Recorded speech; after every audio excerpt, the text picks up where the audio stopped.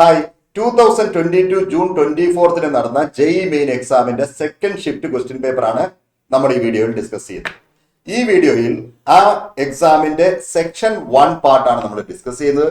Section B നമ്മൾ വേറൊരു വീഡിയോയിലായിരിക്കും discuss ചെയ്യുന്നത്. നോക്കൂ, identify the pair of physical quantity that have same dimension. ഒരേ ഡയമെൻഷനുള്ള ഫിസിക്കൽ ക്വാണ്ടിറ്റിയെ കണ്ടെത്തണം. ഓപ്ഷൻ എ നോക്കിയേ, വെലോസിറ്റി ഗ്രേഡിയന്റും ഡി കെ കോൺസ്റ്റന്റും തന്നിട്ടുണ്ട്. നമുക്കൊന്ന് കണ്ടുപിടിക്കാം വെലോസിറ്റി ഗ്രേഡിയന്റിന്റെ ഡയമെൻഷൻ എന്താന്ന് നോക്കാം. വെലോസിറ്റി ഗ്രേഡിയന്റ് എന്ന് പറഞ്ഞാൽ നിങ്ങൾക്കറിയാം D V by D X ആണെന്ന് അറിയാം. അപ്പൊ ഡി വി ബൈ ഡി എക്സിന്റെ ഡയമെൻഷൻ വേണേ വെലോസിറ്റിയുടെ dimension which is L T raise to -1 divided by ഡിസ്റ്റൻസിന്റെ ഡയമെൻഷൻ കൊണ്ട് ഡിവൈഡ് ചെയ്യണം, എൽ കൊണ്ട് ഡിവൈഡ് ചെയ്യണം. അങ്ങനെ നമുക്ക് ടി റേസ് ടു -1 എന്ന് കിട്ടി വെലോസിറ്റി ഗ്രേഡിയന്റിന്റെ ഡയമെൻഷൻ. ഇനി നമുക്ക് ഡി കെ കോൺസ്റ്റന്റിന്റെ ഡയമെൻഷൻ വേണം. ഡി കെ കോൺസ്റ്റന്റ് എന്ന് പറഞ്ഞാൽ ലാംഡയാണ്. ലാംഡ എന്ന് പറഞ്ഞാൽ log2 ln2 divided by T half ആണെന്ന് നിങ്ങൾക്ക് അറിയാം. അപ്പൊ ലാംഡയുടെ ഡയമെൻഷൻ കണ്ടെത്താൻ പറഞ്ഞാൽ log2ന്റെ ഡയമെൻഷനെ ടി ഹാഫിന്റെ ഡയമെൻഷൻ കൊണ്ട് ഡിവൈഡ് ചെയ്യണം. log2 എന്ന് പറയുന്ന ഒരു നമ്പറാണ്. It has no dimension, but T half ടൈപ്പിന്റെ ഡയമെൻഷൻ ടി ആണ്. 1 ബൈ ടി ഹാഫ് ആയതുകൊണ്ട് ടി ടു ദ പവർ -1. ഇപ്പൊ തന്നെ നമുക്ക് മനസ്സിലായി ഒരേ ഡയമെൻഷൻ ഉള്ള ഫിസിക്കൽ ക്വാണ്ടിറ്റി ഏതാണെന്ന്. ഏതാണ് option? Right option is A. ബാക്കിയുള്ള ഓപ്ഷൻ നിങ്ങൾ സ്വന്തം ചെക്ക് ചെയ്ത് നോക്കുക. ബാക്കിയുള്ള ഓപ്ഷൻ ഒന്നും കറക്റ്റ് ആയിട്ട് വരില്ല. എ ആണ് റൈറ്റ് ഓപ്ഷൻ. ഇനി ക്വസ്റ്റ്യൻ നമ്പർ 2 നോക്കാം. The distance between sun and earth is r. The duration of the day if the distance between sun and earth becomes 3r. Kepler's law of time period നിങ്ങൾക്കറിയാം. Square of time period is directly propose to cube of mean distance ആണ് നമ്മൾ പഠിച്ചിട്ടുള്ളത്. ഇതിൽ നിന്ന് നമുക്ക് എഴുതാൻ പറ്റും, രണ്ട് സൈഡിലും സ്ക്വയർ റൂട്ട് എടുക്കുകയാണെങ്കിൽ T directly propose to r to the power 3/2 എന്ന് എഴുതാം. അപ്പൊ T dash divided by T എന്ന് പറയുന്നത് എന്തായിരിക്കും? 3r divided by r to the power 3/2. 6 വെട്ടിപ്പോയാൽ 3 ടു ദ പവർ 3/2 എന്ന് പറഞ്ഞാൽ √3 ഇൻറ്റു √3 ഇൻറ്റു √3. അത് എത്ര കിട്ടി? അപ്പൊ T dash is equal to 3√3t എന്ന് കിട്ടി. ടി എന്ന് പറയുന്നത് പ്രസന്റ് ടൈം പീരീഡ് ആണ്. പ്രസന്റ് ടൈം പീരീഡ് എന്ന് പറഞ്ഞാൽ 1 ഇയർ ആണ്. അതുകൊണ്ട് new time period is equal to 3 into √3 years ആയിരിക്കും. അങ്ങനെ ഒരു ഓപ്ഷൻ ഉണ്ടോ നോക്കൂ. Right option is D. ഇനി മൂന്നാമത്തെ ക്വസ്റ്റ്യനിലേക്ക് നമുക്ക് കിടക്കാം. The stone of mass m tied to a string is being whirled in a vertical circle with a uniform speed. The tension in the string is. ഈ സംഭവം ഗ്രാവിറ്റിയിലാണ് നടക്കുന്നതെന്ന് അസ്യൂം ചെയ്തുകൊണ്ട് നമുക്ക് ചെയ്യാം. സി, ഈ പോയിന്റിലെ ബോട്ടം മോസ്റ്റ് പോയിന്റിലെ ടെൻഷൻ T1 ആണെന്ന് വിചാരിക്കുക. T1. Okay, the other force acting is mg. അപ്പൊ നമുക്ക് യൂണിഫോം വെലോസിറ്റി ആണെന്ന് പറയുന്നുണ്ട്. It is moving with uniform velocity v. ന്യൂട്ടന്റെ സെക്കൻഡ് ലോ അപ്ലൈ ചെയ്യുകയാണ്. F net is equal to ma. F net എന്ന് പറയുന്നത് T1 മൈനസ് mg ആണ്. അതാണ് സെൻട്രിപിറ്റൽ ഫോഴ്സ് കൊടുക്കുന്നത് ma. m v square, a എന്ന് പറഞ്ഞാൽ v സ്ക്വയർ ബൈ r ആണ്. അപ്പൊ ഇതിൽ നിന്ന് നമുക്ക് T1 is equal to tension in the bottom is equal to mg plus m v square by r എന്ന് കിട്ടി. ഇനി ടോപ്പ് മോസ്റ്റ് പോയിന്റിലേക്ക് നമ്മൾ പോവുകയാണെങ്കിൽ ടെൻഷൻ T2 എന്ന് കരുതുകയാണെങ്കിൽ mgയും ഡൗൺവേർഡ് ആണ്. പക്ഷെ അവിടുത്തെ സ്പീഡ് v തന്നെയാണ്. യൂണിഫോം സ്പീഡ് v എന്നാണ് പറഞ്ഞിട്ടുള്ളത്. അവിടെയും നമ്മൾ ന്യൂട്ടന്റെ സെക്കൻഡ് ലോ അപ്ലൈ ചെയ്യുകയാണ്. എന്താണ്? T2 plus mg because both the forces are downward is equal to m v square divided by r. ഇതിൽ നിന്ന് നമുക്ക് T2 എന്താണെന്ന് കിട്ടി? T2 is equal to m v square by r minus mg എന്ന് കിട്ടി. ഇത് കാണുമ്പോൾ തന്നെ നമുക്ക് മനസ്സിലാവും മിനിമം ടെൻഷൻ എവിടെയാണ്, ഏറ്റവും കുറവ് ടെൻഷൻ എവിടെയാണെന്ന് ചോദിച്ചാൽ minimum tension when rope is at the highest position. അങ്ങനെ ഉണ്ടോ എന്ന് എനിക്ക് നോക്കാം. The minimum at the highest position of the circular path. Minimum tension is at the highest point. Maximum tension എവിടെയാണെന്ന് ചോദിച്ചാൽ maximum tension is at the lower most point. Fourth ക്വസ്റ്റ്യനിലേക്ക് കിടക്കാം. 2 identical charge particle each having mass 10 gram and charge 2 into 10 to the power -7 coulomb are placed on a horizontal table with the separation L between them such that they stay in limited equilibrium. എന്ന് പറഞ്ഞാൽ static equilibrium അല്ലെങ്കിൽ the frictional force, static friction involving is limiting static friction ആണെന്നാണ് ഇവിടെ പറഞ്ഞിട്ടുള്ളത്. If the coefficient of friction between each particle and table is 0.425, find the value of L. ഏതെങ്കിലും ഒരു particle എടുത്തിട്ട് അതിൽ ആക്ട് ചെയ്യുന്ന ഫോഴ്സസ് നമുക്ക് നോക്കാം. ഒന്ന്, electrostatic repulsive force is acting, F. The other force is the other force opposes it. What is the other force? Static friction the maximum value, Fs max. Fs max. Fs max എഴുതാൻ കാരണം stay in limited equilibrium എന്ന് പറഞ്ഞുകൊണ്ടാണ്. എന്ന് പറഞ്ഞാൽ static equilibrium, static friction is limiting in nature.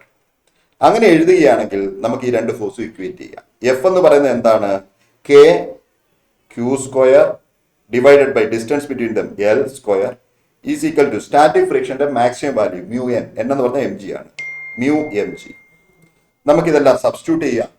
കെയുടെ value നിങ്ങൾക്കറിയാം, 9 × 10⁹ ആണ്. Q square എന്ന് പറഞ്ഞാൽ ചാർജിന്റെ സ്ക്വയർ എഴുതണം. ചാർജ് എത്രയാ? 2 × 10⁻⁻7. അതിന്റെ സ്ക്വയർ എന്ന് പറയുന്നത് 4 × 10⁻14. എൽ നമുക്കറിയില്ല, L square is equal to mu നമുക്കറിയാം 0.25. അതിനെ ഞാൻ 1/4 എന്ന് എഴുതി. മാസ് എത്രയാണ്? മാസ് 10 ഗ്രാം ആണ്. അപ്പൊ 10 × 10⁻³ എന്ന് എഴുതി. ഇനി ജിയുടെ വാല്യൂ 10 എടുക്കാൻ പറഞ്ഞിട്ടുണ്ട്. ഇത് സിമ്പിൾ കാൽക്കുലേഷൻ ആണ്. ഇത് ചെയ്യുമ്പോൾ നമുക്ക് L turns out to be 12 centimetre കിട്ടും. 12 സെന്റിമീറ്റർ. അങ്ങനെ ഒരു ആൻസർ ഉണ്ടോ? Here it's answer. Okay, calculation you may do yourself. It's simple calculation. ഇനി 5th ക്വസ്റ്റ്യനിലേക്ക് കിടക്കുകയാണ്. Carnot engine takes 5000 kilocalorie of heat from a reservoir at 727 degrees Celsius and gives heat to sink at 127 degrees Celsius. Work done by the engine. നിങ്ങൾക്കറിയാം efficiency of the എഞ്ചിനെ നമുക്ക് എങ്ങനെ എഴുതാൻ പറ്റും? നമുക്ക് work done divided by heat taken എന്ന് എഴുതാം. അത് ടെമ്പറേച്ചറിന്റെ ബേസിൽ എഴുതുകയാണെങ്കിൽ 1/T2/T1 എന്ന് എഴുതാം.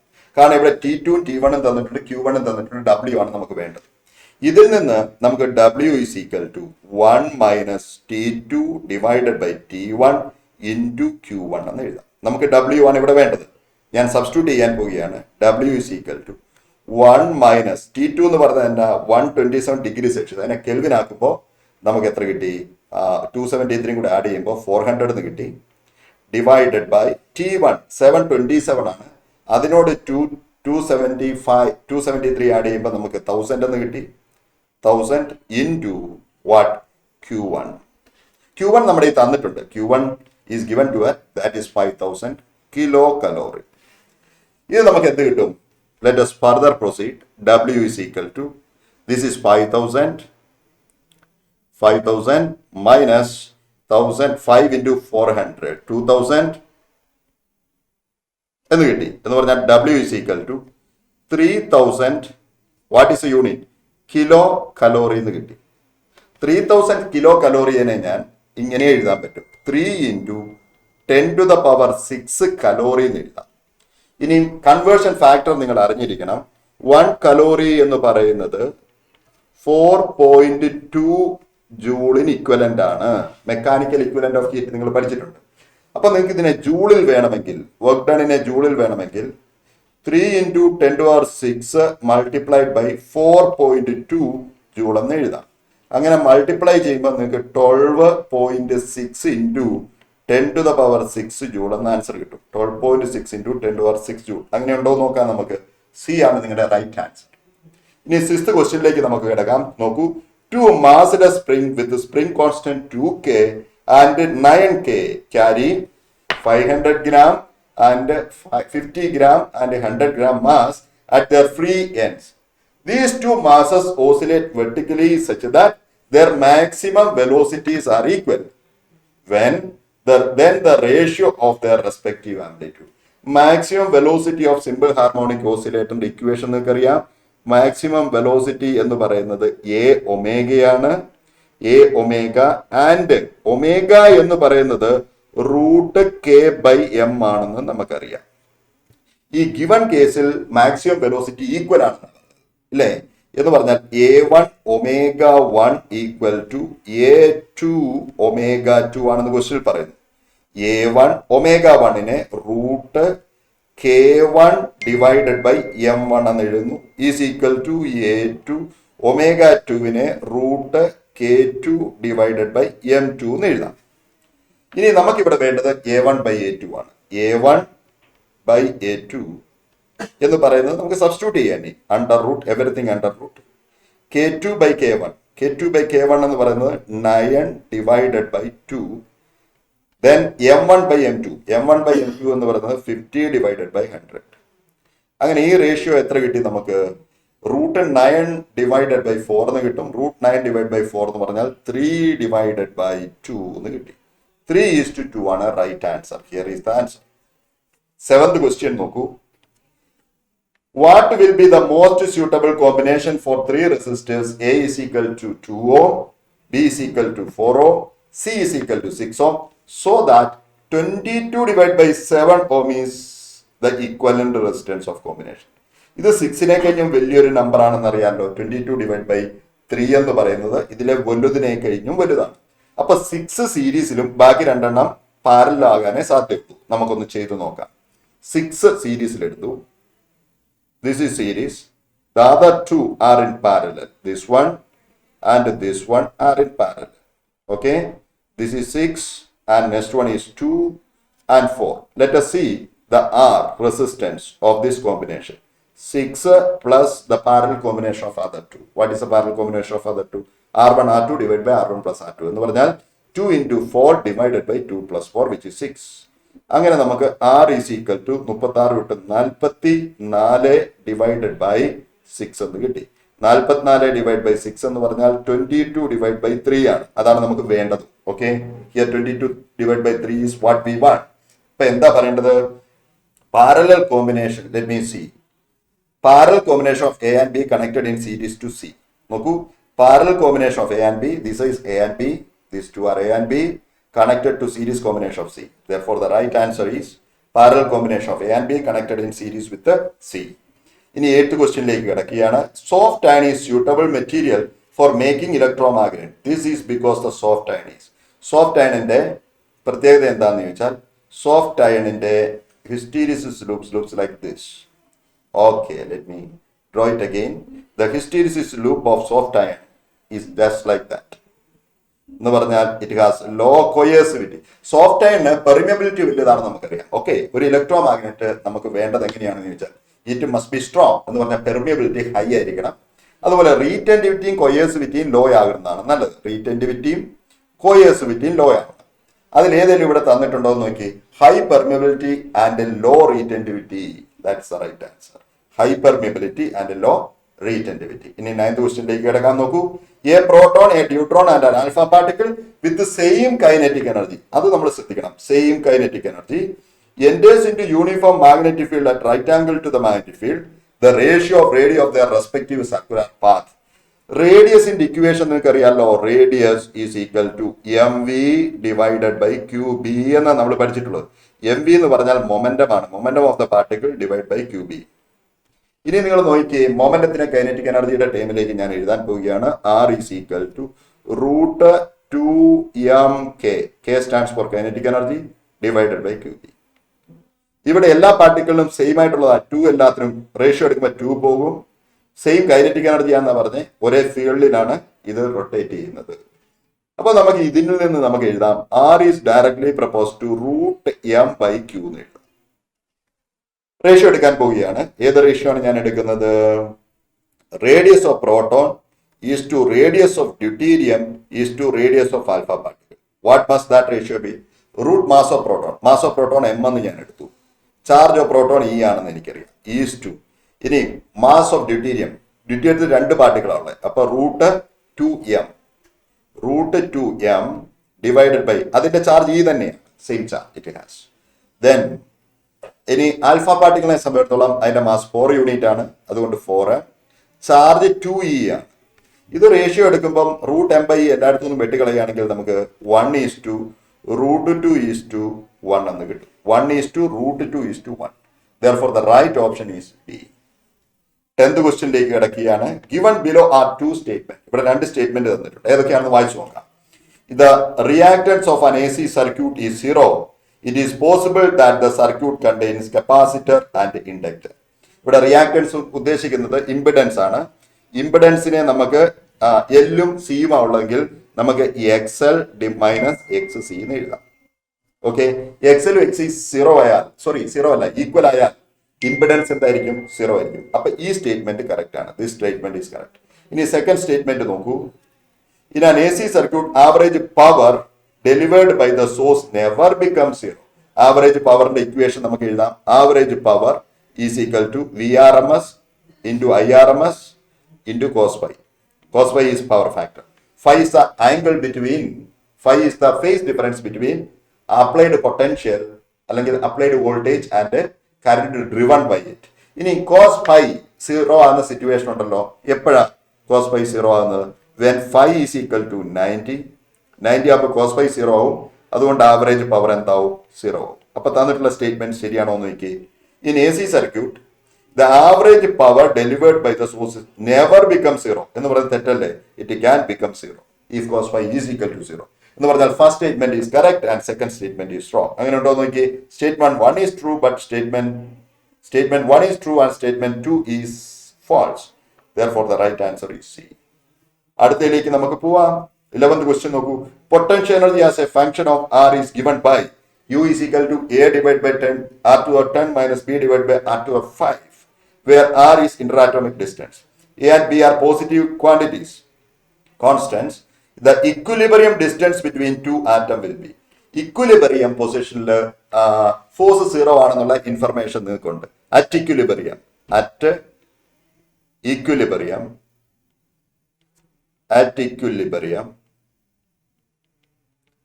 equilibriumത്തിന്റെ പ്രത്യേകത എന്താ? Restoring force is equal to 0. Restoring force എന്ന് പറഞ്ഞാൽ എന്താ?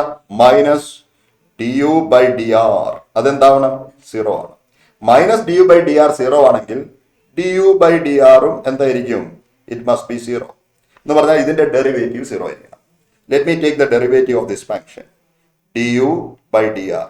What is the derivative of this function? Minus 10a divided by R to the power 11. ഇനി മൈനസ് ഓഫ് മൈനസ് പോകും ഇല്ലേ? therefore plus 5b divided by R to the power 6. ഇത് എന്തായിരിക്കണം? 0 ആയിരിക്കണം. ഇതിനെ ഒന്ന് റീഅറേഞ്ച് ചെയ്യാം.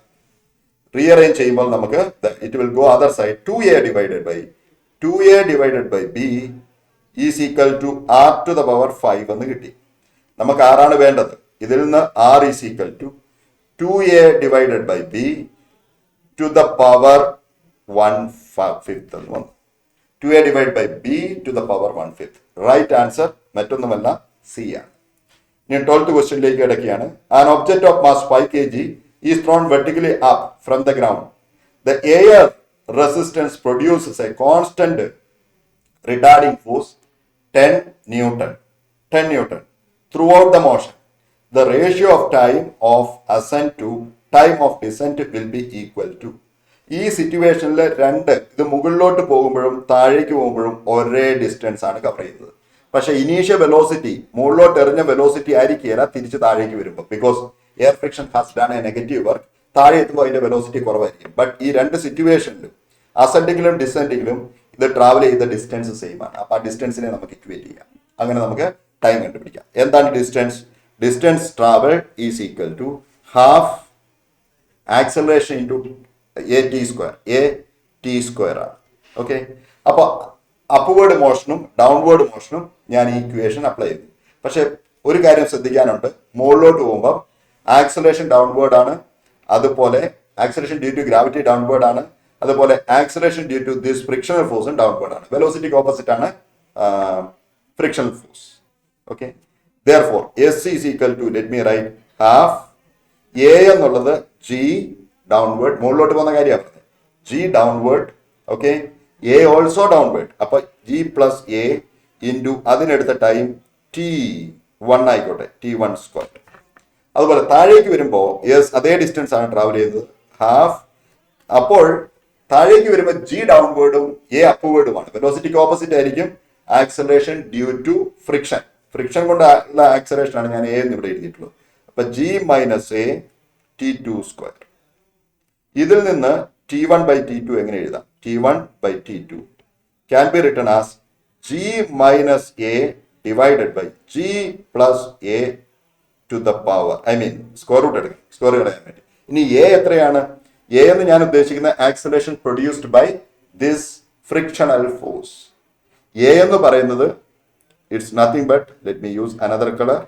എ എന്ന് പറയുന്നത് ഇവിടെ മറ്റൊന്നുമല്ല, ആ frictional force divided by mass ആണ്. ഫ്രിക്ഷണൽ ഫോഴ്സ് എത്രയായിരുന്നു? Frictional force is 10, mass is 5. അങ്ങനെ acceleration produce by air friction is 2.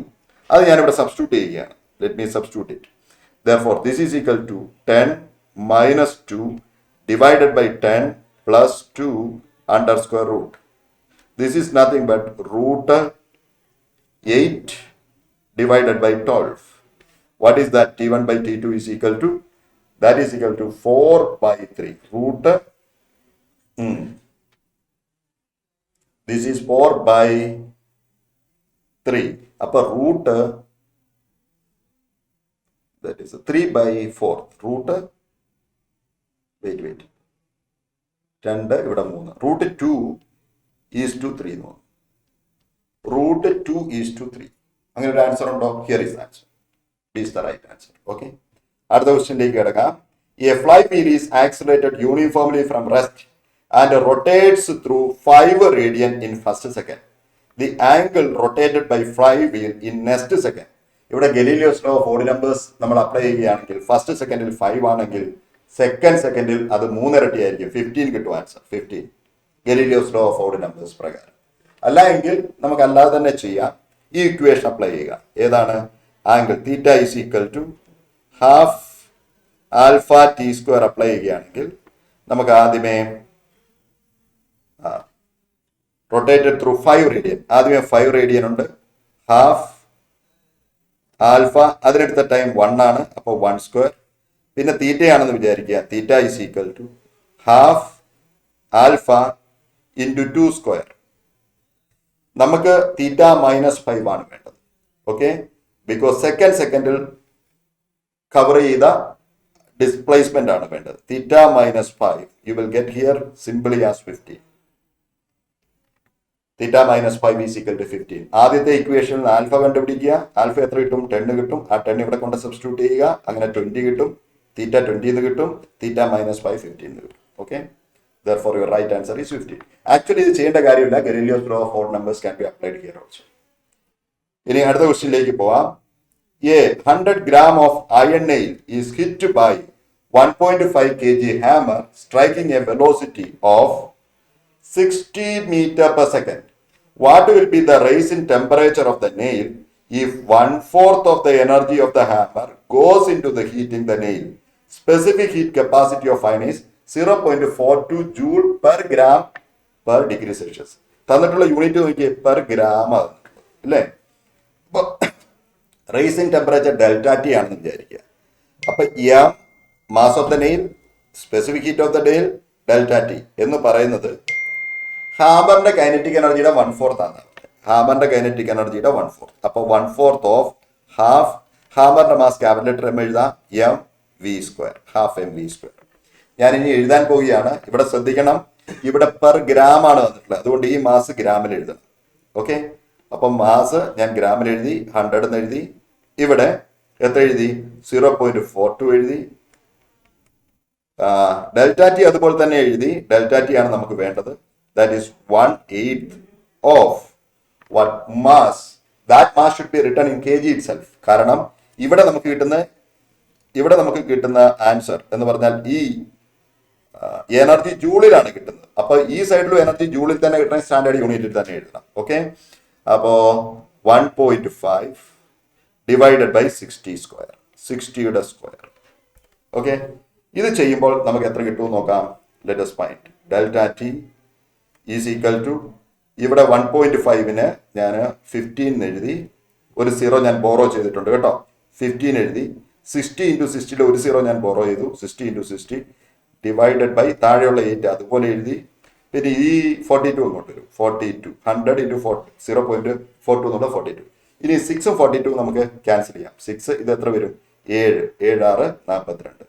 അതുപോലെ ഇതിനെ നമുക്ക് വേണമെങ്കിൽ 4 എന്ന് എഴുതാം, ഇവിടെ 30 എന്ന് എഴുതാം. 30 അങ്ങനെ നമുക്ക് എത്ര കിട്ടിയെന്ന് ചോദിച്ചാൽ 450 ഡിവൈഡഡ് ബൈ 28 എന്ന് കിട്ടി. 450 ഡിവൈഡ് ബൈ 28 എന്ന് പറഞ്ഞാൽ 16.07 എന്ന ആൻസർ കിട്ടും. 16.07 ഡിഗ്രി സെൽഷ്യസ്. പക്ഷെ നിങ്ങൾക്ക് തന്നിട്ടുള്ള ഈ ഓപ്ഷനിൽ 16.07 ഓപ്ഷൻ ആയിട്ടില്ല. അതുകൊണ്ട് ഓൾ ഓപ്ഷൻസ് ആർ റോങ്. ഇനി 15th ക്വസ്റ്റ്യനിലേക്ക് നമുക്ക് പോവാം. If the change in capacitor, if the charge on a capacitor is increased by 2 coulomb, the energy stored in it is increased by 44% original charge of the capacitor. Okay. എന്ന് പറഞ്ഞാൽ final energy deposited in capacitor is 44% കൂടുതലാണെന്നാണ് പറഞ്ഞത്. അപ്പൊ എത്രയായി? 1.44 times initial energy ആണെന്നാണ് പറഞ്ഞത്. ഇനി എനർജിയുടെ equation എന്താ? Energy stored in a capacitor is equal to Q square, അതിലെ ചാർജ് ഡിവൈഡഡ് ബൈ 2C. ഇതാണ് energy stored by the capacitor. ഇവിടെ എത്രയാണ് ഫൈനൽ എനർജി? എങ്ങനെയാ മാറിയേ? 2 കൂളം ആഡ് ചെയ്തപ്പോഴാണ്. അപ്പൊ ക്യൂവിന്റെ ഒപ്പം Q + 2 square divided by 2C, ഇതാണ് final energy, is equal to 1.44 times ആദ്യമേ ഉണ്ടായിരുന്ന Q ആയിരുന്നു, Q square divide by 2C. അപ്പൊ 2C രണ്ടിടത്തുനിന്ന് വെട്ടിക്കളഞ്ഞ് സ്ക്വയർ റൂട്ട് എടുക്കുകയാണെങ്കിൽ ഇവിടെ Q + 2 is equal to 1.44 square root 1.2 ആണ്. അതിന്റെ സ്ക്വയർ റൂട്ട് എടുത്തുകൊണ്ട് Q എന്ന് കിട്ടി. ഇനി നമുക്ക് 0.2 Q എന്ന് പറയുന്നത് എത്രയാണ്? 0.2 Q എന്ന് പറയുന്നത് 2 എന്ന് കിട്ടി. 2 Q has gone that side. അപ്പോ നമുക്ക് ഇതിൽ നിന്ന് സിമ്പിൾ ആയിട്ട് Q initial energy of the capacitor, initial energy അല്ല charge on the capacitor is equal to 10 എന്ന് കിട്ടി. So 10 coulomb is the right answer. ഇനി 16th ക്വസ്റ്റ്യനിലേക്ക് കിടക്കാം. നോക്കൂ. A long cylindrical volume contain a uniformly distributed charge of density rho. The radius of cylindrical volume is R. ദ ചാർജ് പാർട്ടിക്കിൾ Q revolves around the cylinder in a circular path. The kinetic energy of the particle. Okay, ഇതൊരു charged cylinder ആണ്. ഇതിന് ചുറ്റും ഒരു charge particle ഇങ്ങനെ കറങ്ങുകയാണ്. അതിന് വേണ്ട സെൻട്രിപിറ്റൽ ഫോഴ്സ് ആരായിരിക്കും കൊടുക്കുക? ഇലക്ട്രോസ്റ്റാറ്റിക് അട്രാക്റ്റീവ് ഫോഴ്സ് ആയിരിക്കും കൊടുക്കുക. അപ്പൊ അതിന്റെ കൈനറ്റിക് എനർജി കണ്ടുപിടിക്കണം. ആദ്യമേ തന്നെ ഈ പോയിന്റിലെ ആ ഡിസ്റ്റൻസിലാണെന്ന് വിചാരിക്കുക.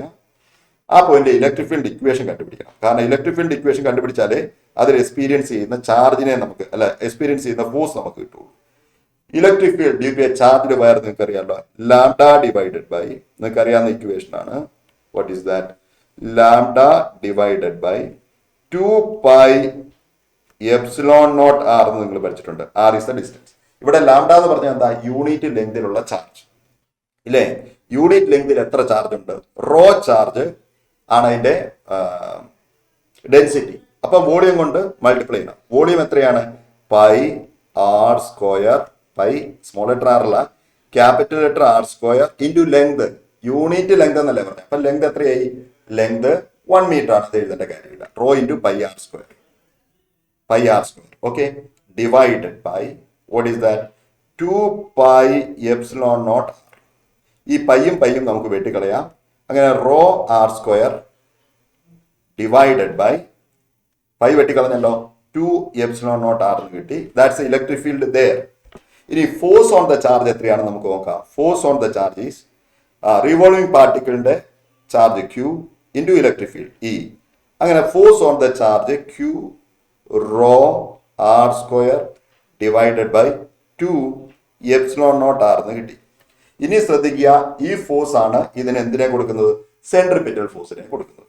Therefore, I am going to equate the electrostatic force provides centripetal force. Electrostatic force നമുക്ക് കിട്ടി എന്തായിരുന്നു? Q rho r² divided by 2ε0 r നമുക്ക് കിട്ടിയായിരുന്നു. അത് സെൻട്രിപിറ്റൽ ഫോഴ്സിനെ പ്രൊവൈഡ് ചെയ്യുന്നു എന്ന് പറഞ്ഞാൽ mv²/r. ഈ 2 r വെട്ടിപ്പോകും, സ്മോൾ ലെറ്റർ r വെട്ടിപ്പോയിട്ട് നമുക്ക് mv² ഒരു ഇക്വേഷൻ കിട്ടി. നമുക്ക് വേണ്ട കൈനറ്റിക് എനർജിയാണ് അല്ലേ? കൈനറ്റിക് എനർജി എന്ന് പറയുന്നത് ½ mv² ആണ്. ഈ ഇക്വേഷനിൽ നിന്ന് mv² ഇക്വേഷൻ നമുക്ക് കിട്ടിക്കഴിഞ്ഞല്ലോ. അപ്പൊ അതിനെ 2 കൊണ്ട് ഡിവൈഡ് ചെയ്താൽ മതി. എന്ന് പറഞ്ഞാൽ ഈ സാധനത്തിനെ 2 കൊണ്ട് ഡിവൈഡ് ചെയ്താൽ മതി. That is equal to Q rho r². 2 കൊണ്ട് ഡിവൈഡ് ചെയ്യുമ്പോൾ 2 എന്നുള്ളത് 4 ആയി. 4ε0 എന്ന് വന്നു. 4ε0 r ഓൾറെഡി ക്യാൻസൽ ആയിപ്പോയി. Q rho r² divide by 4ε0 എന്നുള്ള ഓപ്ഷൻ ഉണ്ടോ നോക്കാം. rho q r square divided by 4 epsilon naught. Here is the option. Okay, ഇനി അടുത്തതിലേക്ക് പോവുകയാണ്. നോക്കൂ, an electric bulb is rated 400 watt. What will be the peak magnetic field at 4 meter distance produced by radiation coming from this bulb? Consider this bulb as a point source of with 3.5% efficiency. നോക്കൂ, നമ്മൾ already പഠിച്ചിട്ടുണ്ട് ഒരു electromagnetic റേഡിയേഷന്റെ ഇന്റൻസിറ്റിയുടെ equation. Intensity of electromagnetic radiation എന്ന് പറയുന്നത് U C എന്ന് എഴുതാം. യു എന്ന് പറഞ്ഞാൽ എന്താ? യു എന്ന് പറയുന്നത് ഇലക്ട്രിക് എനർജി ഡെൻസിറ്റിയാണ്. U is nothing but energy density. C എന്ന് പറയുന്നത് വെലോസിറ്റി ഓഫ് ലൈറ്റ് ആണ്. ഇനി ഇന്റൻസിറ്റി എന്ന് പറഞ്ഞാൽ എന്താ? Power divided by area. Okay, bulb ഒരു സ്പിയറിന്റെ നടുക്കാണ് ഇരിക്കുന്നത്. ഓക്കെ, അപ്പൊ ഏരിയ എന്ന് പറയുന്നത് ഏരിയ ഓഫ് ദ സ്പിയർ എടുക്കണം, which is 4 pi r square. r is capital letter r square. Small letter R എടുക്കാം നമുക്ക്. സ്മോൾ ലെറ്റർ ആർ ഡിസ്റ്റൻസ് ആണ് അവിടെ റേഡിയസ് ആയിട്ട് വരുന്നത്, 4 pi r square. പക്ഷെ ഒരു പ്രശ്നം എന്നാന്ന് ചോദിച്ചാൽ ഇതിന്റെ ഇൻപുട്ട് പവർ മൊത്തം ഔട്ട്പുട്ട് പവർ ആയിട്ട് മാറുന്നില്ല. അതിന്റെ എത്രയാണ്? 3.5% മാത്രമേ മാറുന്നുള്ളൂ. അപ്പം ഈറ്റ is nothing but its efficiency. Eta times P divided by 4 pi r square. Okay, that must be is equal to energy density. Energy density എന്ന് പറയുന്നത് B0 square peak value of B divided by 2 mu naught ആണെന്നറിയാം. That is mu into C. ഇനി ഇതിൽ നിങ്ങൾക്ക് substitute ചെയ്ത് നമുക്ക് എന്താണ് വേണ്ടത്? ഇവിടെ കൺസിഡർ ബൾബ് പോയിന്റ് B0 നമുക്ക് കണ്ടുപിടിക്കാൻ പറ്റും. അപ്പൊ B0 സ്ക്വയറിനെ എങ്ങനെ എഴുതാം? B0 square is equal to, let me write, 2 mu naught divided by 4 pi, 2 mu naught divided by 4 pi, eta P divided by C,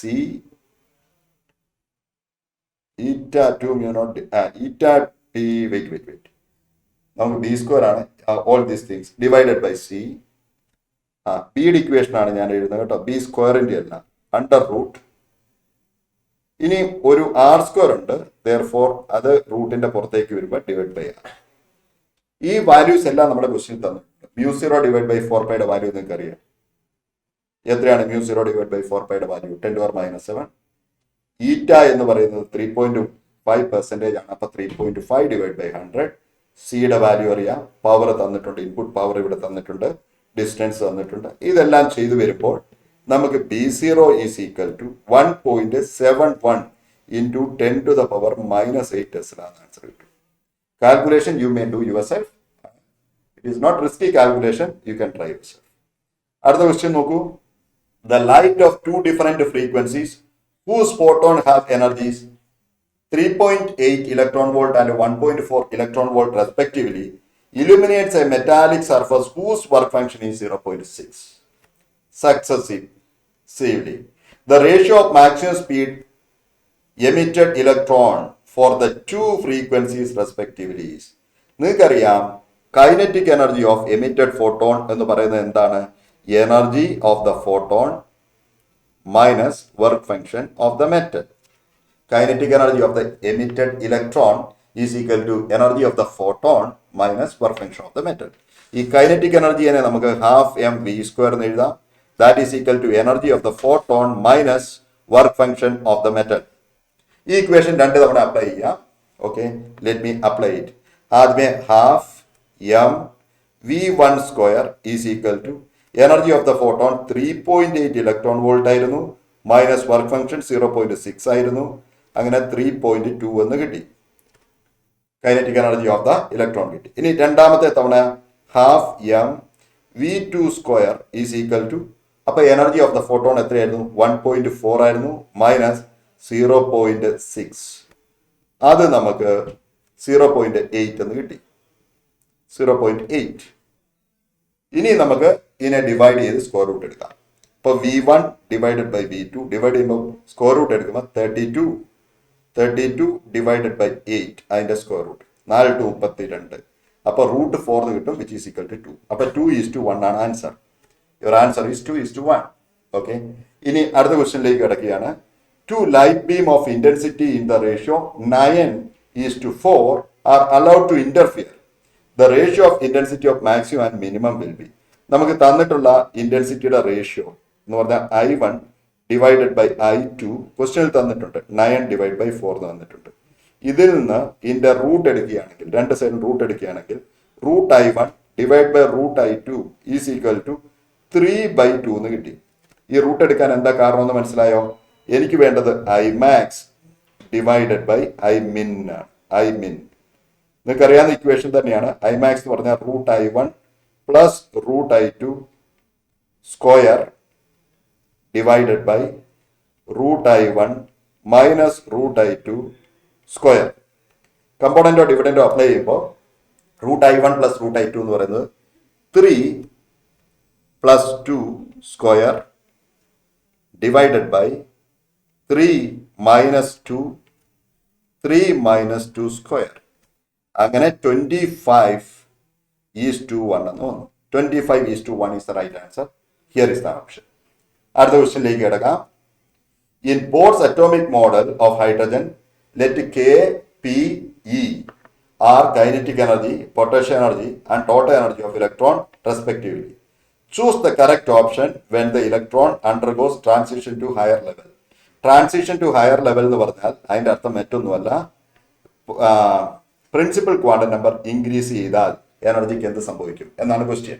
നിങ്ങൾക്കറിയാം kinetic energy is to potential energy is to total എനർജിയുടെ ratio എന്താണെന്ന്. Let me write neatly. You know the ratio of kinetic energy is to then potential energy is to total energy. എല്ലാവർക്കും അറിയാവുന്നതാണ്. 1:2 -2 -1 അല്ലേ? അപ്പോൾ total എനർജിയുടെ equation നിങ്ങൾക്ക് അറിയാം. Total energy of the electron is equal to -13.6 divided by n² electron volt ആണെന്ന് അറിയാം. അങ്ങനെയാണെങ്കിൽ പൊട്ടൻഷ്യൽ എനർജിയുടെ ഇക്വേഷൻ അറിയാമല്ലോ, 2 കൊണ്ട് മൾട്ടിപ്ലൈ ചെയ്താൽ മതി ഇതിനെ. അപ്പം -27.2 ഡിവൈഡഡ് ബൈ n², അതും ഇലക്ട്രോൺ വോൾട്ട്. കൈനറ്റിക് എനർജി എന്തായിരിക്കും?